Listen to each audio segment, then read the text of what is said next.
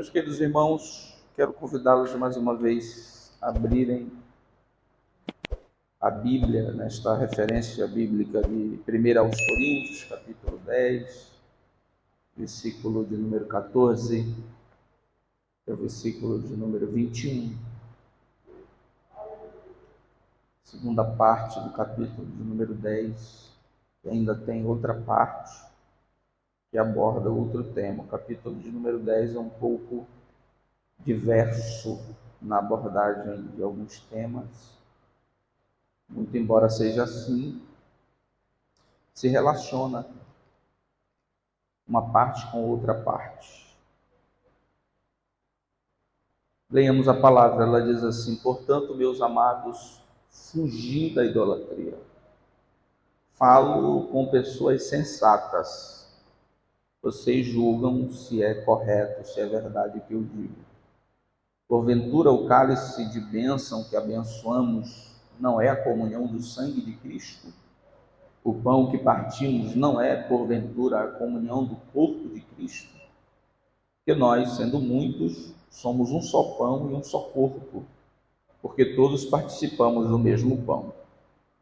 Vede a Israel segundo a carne, os que comem os sacrifícios não são, porventura, participantes do altar? Mas que digo que o ídolo é alguma coisa, ou que o sacrificado ao ídolo é alguma coisa? Antes digo que as coisas que os gentios sacrificam, as sacrificam aos demônios e não a Deus. E não quero que sejais participantes com os demônios. Não podeis beber o cálice do Senhor e o cálice dos demônios. Não podeis ser participantes da mesa do Senhor e da mesa dos demônios. Graças a Deus. Com base nestes versículos, e como eu já disse aos irmãos, fazem parte do que pode ser chamado da segunda parte do capítulo de número 10, quero refletir a respeito de um tema: escolhendo a mesa, orientações para a verdadeira comunhão. Os irmãos perceberam que o apóstolo Paulo, a partir do versículo 14 até o versículo de número 21, aborda questões relacionadas a comer e a beber, e nesse contexto também apresenta a mesa do Senhor e a mesa dos demônios, claramente apresentando o fato de que é necessário escolher ou uma ou outra. O ensino do apóstolo Paulo, a partir do versículo 14, é muito simples. O ensino do apóstolo Paulo, para nós, pelo menos, não é novo.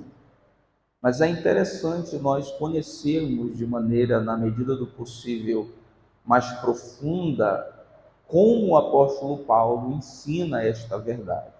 Não é possível comer na mesa da bênção, comer na mesa do Senhor e comer na mesa dos demônios.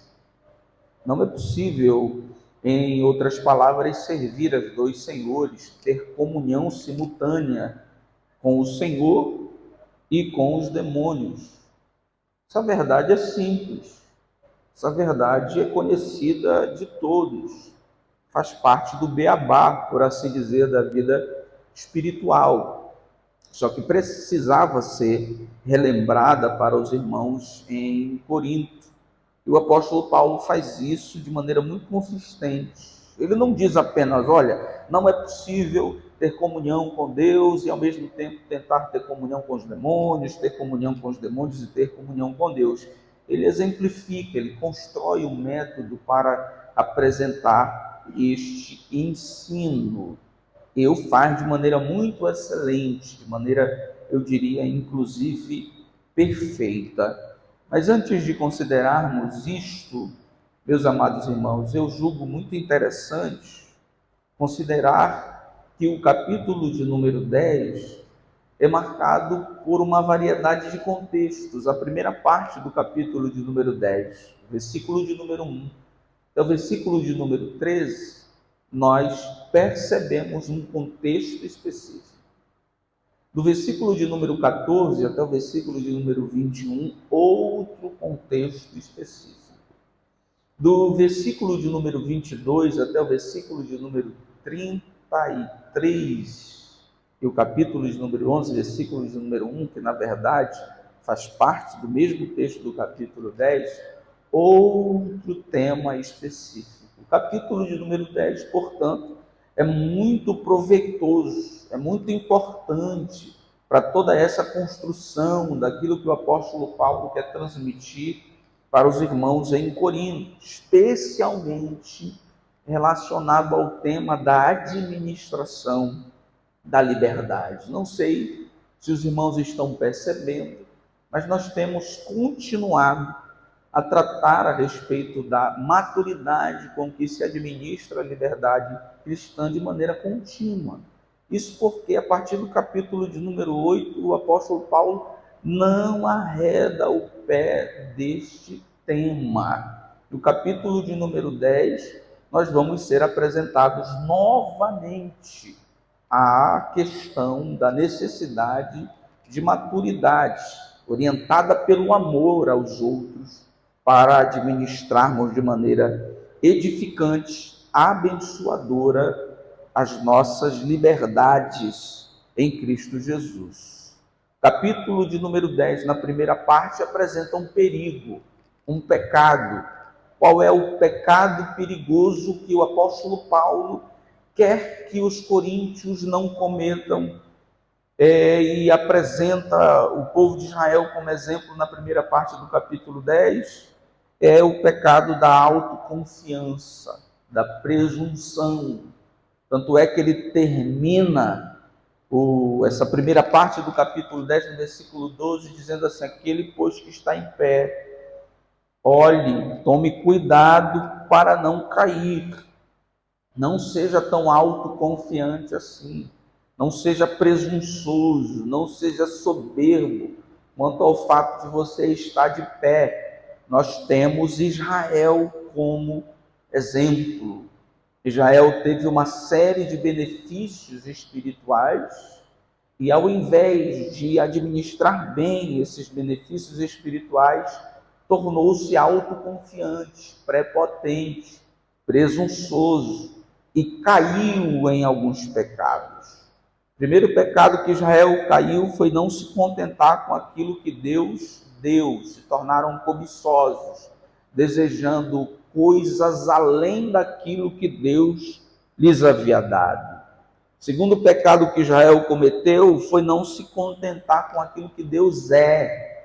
Então, entraram pelo caminho da idolatria. A divindade do Deus de Abraão, de Isaac e de Jacó não era suficiente, era necessário ter um Deus que se pudesse dominar, um touro, alguém forte, mas que está sob o meu comando, na minha rédea. É por isso que o Deus que eles levantaram no deserto tinha a semelhança de um touro, forte, realiza o que eu desejo, mas está sob o meu domínio. A divindade, Jeová, é forte, mas ele não está sob o domínio de ninguém, ele é o dominador de todas as coisas. O terceiro pecado que Israel cometeu foi não respeitar o que Deus estabeleceu, se prostituíram. O quarto pecado que Israel cometeu foi não respeitar a presença que os acompanhava. O apóstolo Paulo diz assim: e eles bebiam da água que saía da pedra, e a pedra era Cristo, e por onde eles iam, a pedra ia junto. E eles tentaram a Cristo no deserto, desafiaram a Cristo no deserto, não respeitaram a presença que os acompanhava. E o último pecado de Israel, conforme o exemplo da primeira parte do capítulo 10, dado pelo apóstolo Paulo, é que não respeitaram a vontade de Deus, murmuraram. Eu disse aqui na quarta-feira passada e digo aqui novamente: os murmuradores se assemelham num desejo, qual? Estarem no lugar de Deus. Todo murmurador entende que se ele tivesse no lugar de Deus, ele não faria o que Deus fez. Por isso ele reclama. Todo murmurador entende que se ele estivesse no lugar de Deus, ele faria diferente. Ele agiria com outro método. Mas como Deus agiu assim, ele sabe, mas não concorda.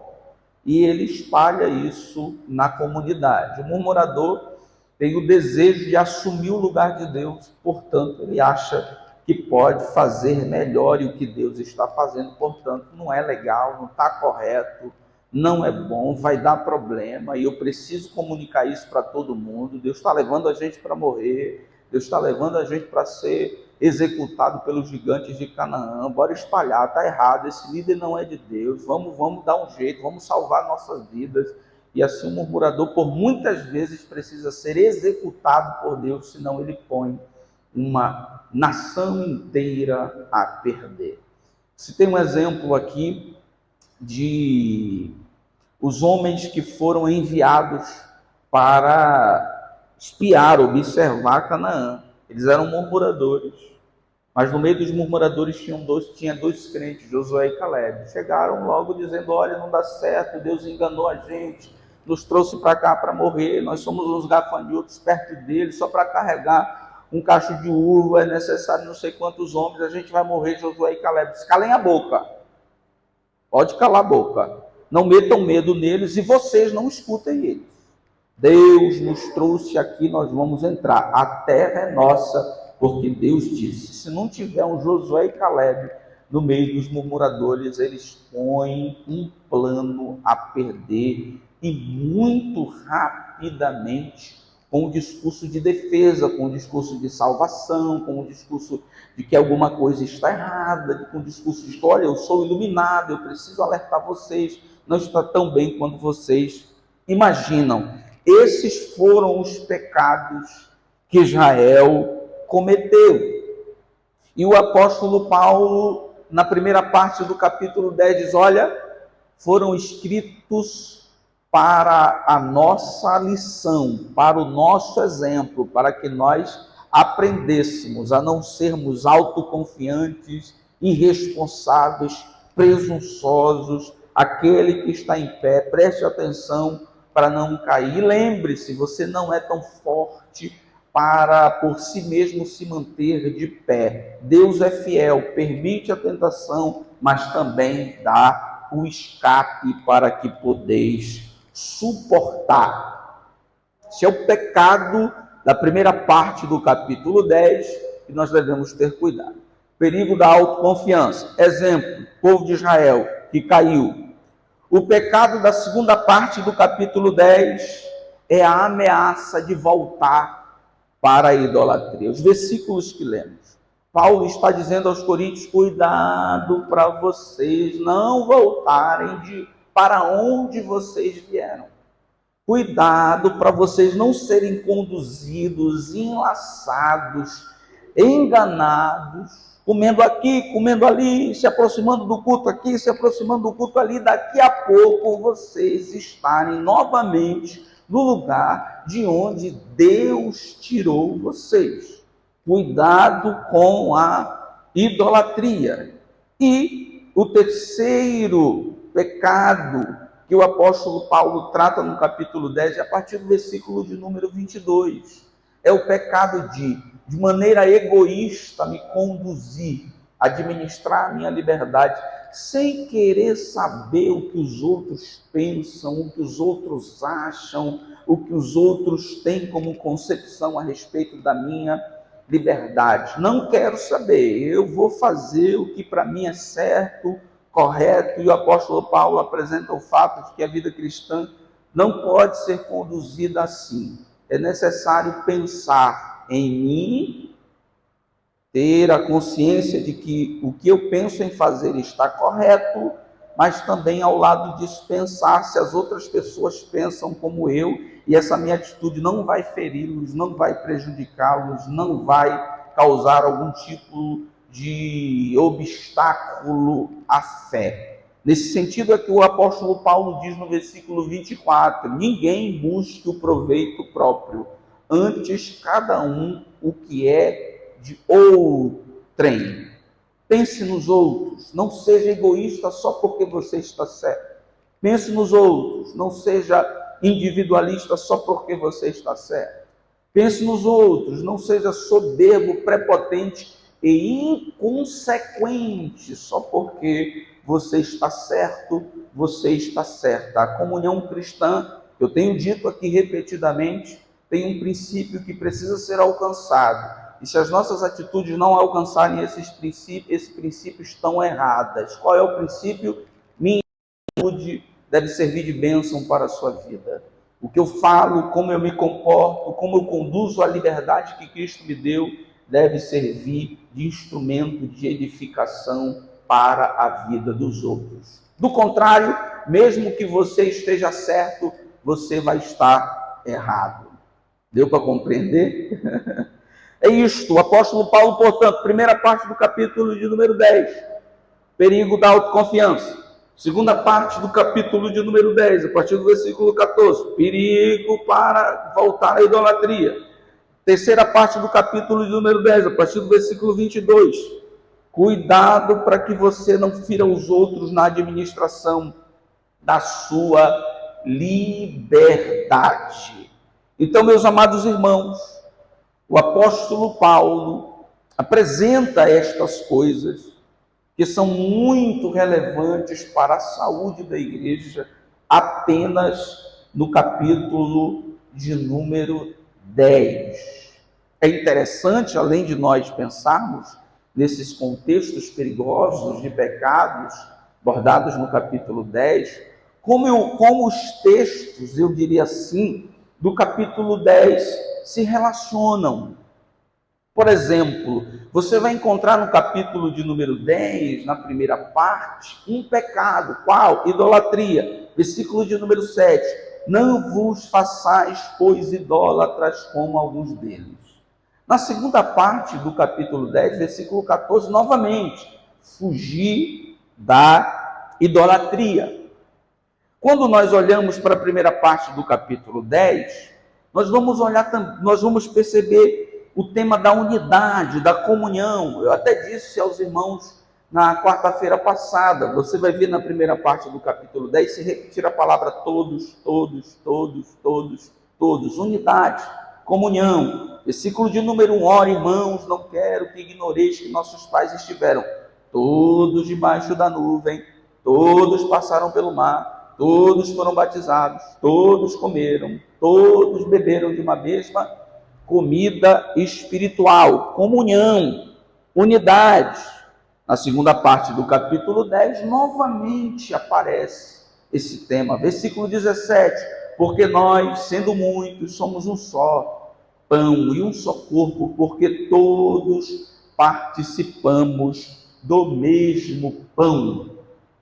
Na primeira parte do capítulo 10, você vai ver repetindo beber, comer. Comeram do mesmo manjar, beberam da mesma água, versículo de número 3 e versículo de número 4, todos comeram de um mesmo manjar, versículo 4, beberam todos de uma mesma bebida espiritual, na segunda parte do capítulo 10, da mesma maneira, especialmente no versículo 31, olha o que está escrito no versículo 31, portanto, quer comais, quer bebais, ou façais outra qualquer coisa, fazei tudo, não pensando no seu umbigo, mas fazei tudo para a glória de Deus. Perceba como o apóstolo Paulo quer ensinar uma verdade muito simples, o que eu disse inicialmente, o beabá, que todo mundo sabe, mas ele faz isso de maneira arranjada, de maneira organizada, de maneira bonita do ponto de vista literário, para que o nome do Senhor seja glorificado e também os irmãos aprendam e lembrem-se de maneira permanente. É nessa ideia de comer e beber, beber e comer, que o apóstolo Paulo entra com aquilo que ele quer dizer aos irmãos, com aquilo que ele quer ensinar aos irmãos. E o que é que o apóstolo Paulo quer ensinar? O apóstolo Paulo quer ensinar que os coríntios não podem se deixar envolver pela idolatria, porque quando eles perceberem, eles podem estar lá no lugar de onde Deus os tirou. Versículo de número 14. Portanto, meus amados irmãos, fugi da idolatria. Uma ordem do apóstolo Paulo. Mas uma ordem amorosa, como das outras vezes.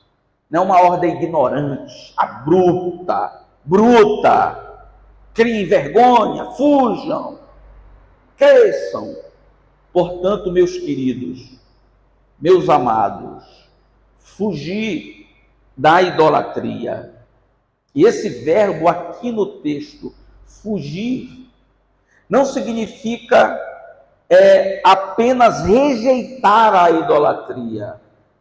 Não significa apenas não concordar com a idolatria, mas manter-se distante dos ambientes que podem promover a idolatria. Por isso o termo fugir. Corra, esteja distante daquilo que pode envolver você, laçar você e trazer de volta para o lugar de onde Deus lhe tirou. Fujam, estejam distantes, corram da idolatria. Quando nós somos apresentados ao verbo fugir na frase fugir da prostituição, a gente compreende bem. Prostituição parece que persegue a gente, está em todo quanto. Mas a idolatria nós tentamos construir a ideia, e a ideia era exatamente essa. Festa para cá, convite para comer no culto do Deus fulano de tal, convite para comer no culto do Deus fulano de tal. Eu já aprendi que os ídolos nada são, eu já aprendi que as comidas sacrificadas aos ídolos nada são, mas fujam, tomem cuidado, porque se vocês se acostumarem com esses convites, vocês vão voltar para o lugar de onde Deus os tirou. É nessa ideia, a ideia de que a idolatria vai caminhando, convite para cá, convite para ali, convite para cá, convite para ali, e daqui a pouco, acostumado na mesa dos demônios, vai ser de volta aquele que sacrifica aos demônios. E é interessante, meus amados irmãos, que essa ideia de fuga, de encontrar um caminho para fugir, um escape, é apresentado no versículo de número 13. Veja, não veio sobre vós tentação, senão humana. Esse problema de pecado não é de Deus, diz respeito à natureza humana. Mas Deus é fiel, que vos não deixará tentar acima do que podeis. Antes, com a tentação que Ele permite, dará também a fuga, o escape, para que possais suportar. Essa fuga é um livramento de Deus. A fuga do versículo 13 é um livramento de Deus. É o resultado da fidelidade divina. Mas a fuga do versículo 14 é o resultado da responsabilidade humana. Deus livra? Sim, mas às vezes quem livra a mim mesmo sou eu. Deus livra? Glória a Deus. Quando eu não posso, livra. Ele é fiel. Mas tem ocasiões que quem tem que encontrar um caminho de fuga sou eu. O lugar de escape eu construo. O lugar de correr para longe é minha responsabilidade. Glória a Deus, porque há a fuga, o livramento como resultado da fidelidade divina, mas também glória a Deus que nos dá sensatez e maturidade para entendermos que também nós podemos encontrar o caminho da fuga, o caminho do livramento, como resultado da nossa responsabilidade. É isso que o apóstolo Paulo quer ensinar aos coríntios. Cuidado para que vocês não tornem-se novamente idólatras. Fujam da idolatria. Não é apenas rejeitar, é tomar cuidado com os convites que eram normais, eu já disse aqui, para comer na mesa dos adoradores dos deuses, as carnes que naturalmente eram sobra dos cultos aos deuses, mas tinha outros convites que era na hora do culto, era um convite cerimonial. Fazer parte dessa mesa era cultuar. E os coríntios estavam recebendo esses convites, estavam sendo convencidos de que os ídolos não eram nada mesmo, e que aquelas carnes também não tinha problema nenhum. E o apóstolo Paulo acende um sinal de alerta, dizendo: olha, não é bem assim. Fugir da idolatria. Segunda coisa, para quem Paulo ensina? Para a gente sensata. Versículo de número 15. Falo para a gente sensata. Agora, eu não imponho nada para ninguém. Julgai vós mesmo o que eu digo. Às vezes, meus irmãos, nós temos que apelar para a sensatez da igreja. Às vezes nós temos que apelar para a sensatez de um crente. Hoje nós vivemos a moda de uma pergunta muito simplória e pouco reveladora, pouco problemática, do ponto de vista positivo, que é pecado ou não? Pode, não pode?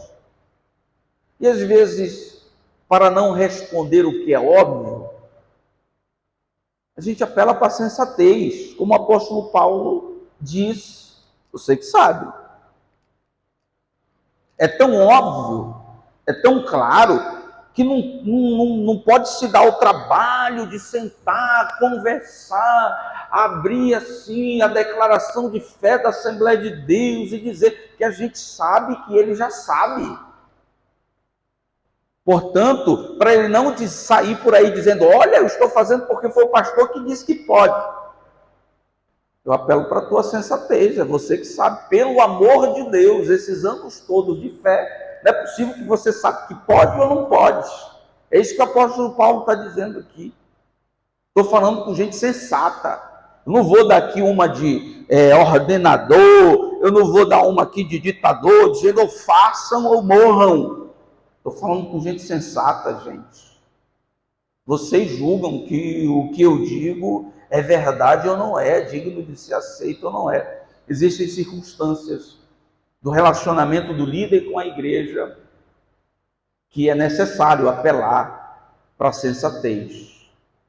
E às vezes isso preserva o líder e também chama a atenção para a responsabilidade de alguns cristãos. Porque tem alguns cristãos que terceirizam a sua responsabilidade. Ele vive a fé perguntando para um e para outro, perguntando para um e para outro.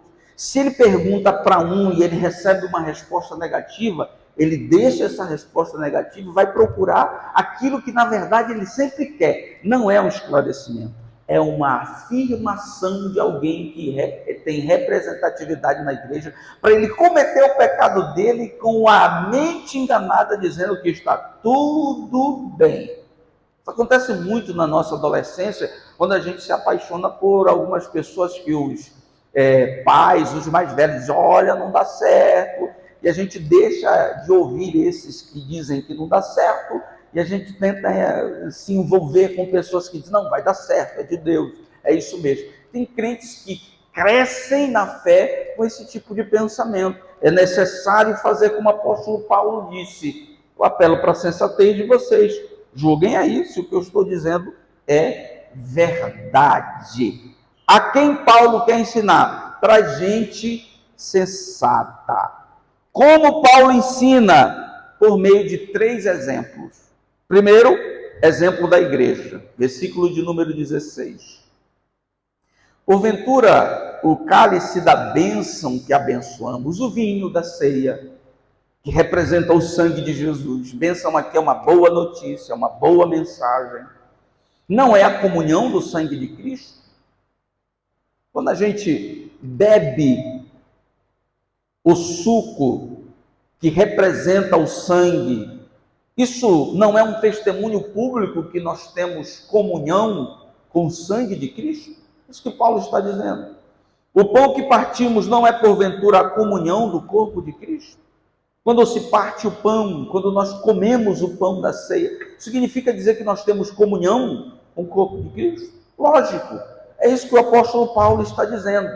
A exemplo dos elementos do culto da ceia. O vinho, se você toma, representa que você tem comunhão com o sangue. O pão, se você parte e come, significa que você tem comunhão com o corpo de Cristo. Versículo de número 17, porque nós, sendo muitos, somos um só pão e um só corpo. Nós somos muitos, mas todos nós temos comunhão com o sangue e o corpo, porque todos participamos do mesmo pão. Qual é o exemplo? Comeu na mesa da bênção, tem comunhão com o abençoador. Comeu do vinho da mesa da bênção, tem comunhão com o sangue. Bebeu do vinho, tem comunhão com o sangue. Comeu do pão, tem comunhão com o corpo. Exemplo da igreja. Segundo exemplo, Israel, versículo de número 18. Vede a Israel, olhem para Israel, segundo a carne. Os que comem os sacrifícios não são, porventura, participantes do altar? Tem comunhão com o altar, tem comunhão com Deus do altar. Quem é que comia o que sobrava do altar? Quem tinha aliança com Deus do altar, porque ele era o sacrificador.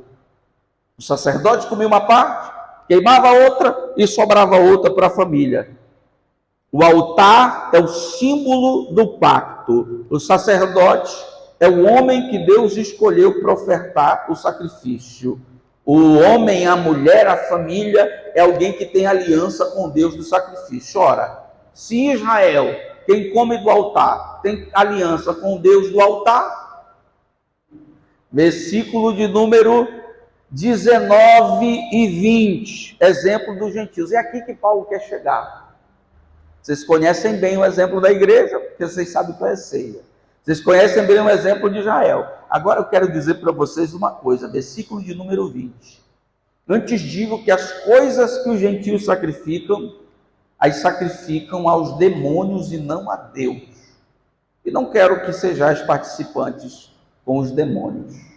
Conclusão, assim como quem bebe a ceia tem comunhão com Cristo, assim como no Antigo Testamento, quem comia do altar tinha comunhão com Deus.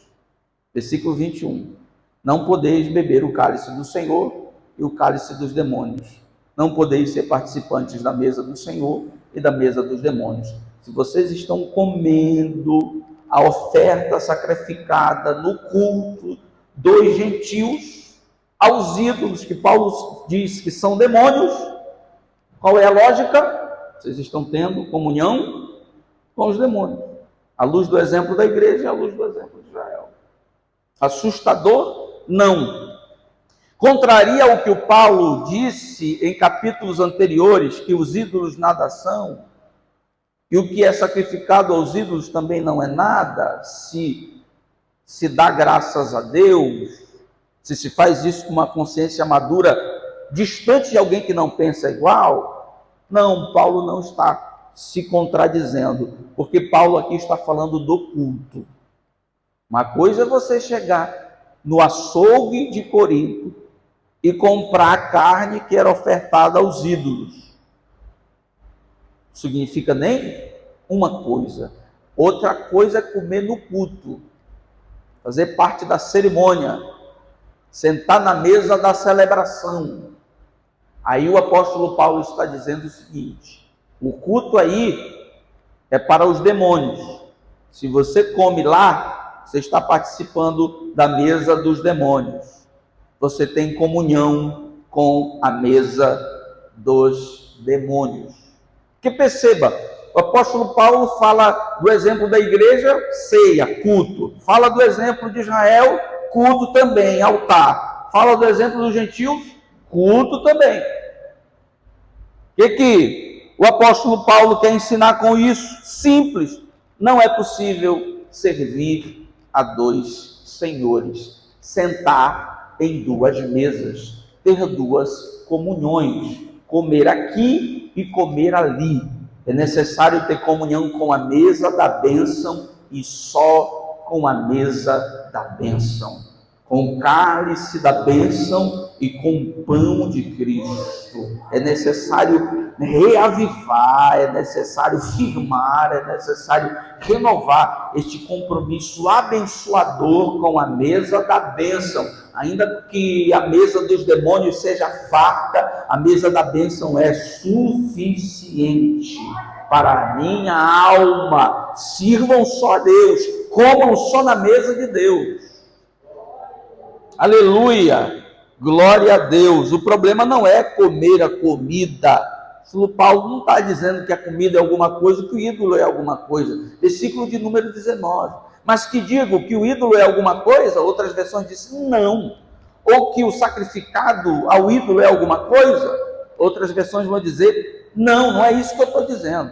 Estou falando que vocês comem lá no culto, na celebração, e essa celebração não é a um Deus, é aos demônios, e vocês estão participando da mesa dos demônios, e participando da mesa da bênção.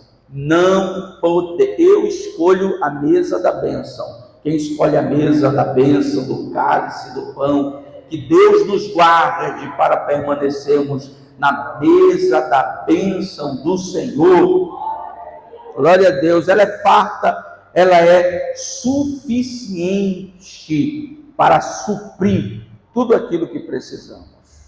A mesa dos demônios vai se apresentar, mas fujam, porque se vocês permanecerem olhando demais, a fome vai bater. Se nós permanecermos observando demais, a necessidade vai surgir. Fujam, corram. Deus tem livramento para você, mas também Deus te deu responsabilidade para você fugir, maturidade para você fugir. Mantenha-se perto da mesa, sentado na mesa, servido na mesa da bênção de Deus. Glória a Deus. Que o Senhor nos dê graça para permanecermos na bênção da mesa do nosso abençoador. Qual é a grande lição disso? Eu já disse inicialmente, agora, e termino dizendo: não é possível servir a dois senhores. Não podeis beber o cálice do Senhor e o cálice dos demônios. Não podeis ser participantes da mesa do Senhor e da mesa dos demônios. Versículo 22, muito embora seja dividido aí, separado por uma epígrafe, na maioria das versões, chamada Liberdade e Amor Cristão, na verdade não faz parte desse grupo, ainda é parte do outro bloco de texto. Ou irritaremos o Senhor? Somos nós mais fortes do que Ele? O apóstolo Paulo está dizendo assim: vocês estão traindo Deus. Vocês estão fazendo com que Deus suscite ciúmes em Deus. Vem aqui, vocês estão medindo forças com Deus, é isso mesmo? Não somos mais fortes do que eles. Não vamos medir forças com Deus. Não vamos quebrar a aliança. Deus é o nosso Deus, e a mesa da bênção é a mesa em que nós devemos estar. O lugar na mesa da bênção foi escolhido por Deus, por nós, para nós, e nós permaneceremos na mesa de Deus, para a glória de Deus.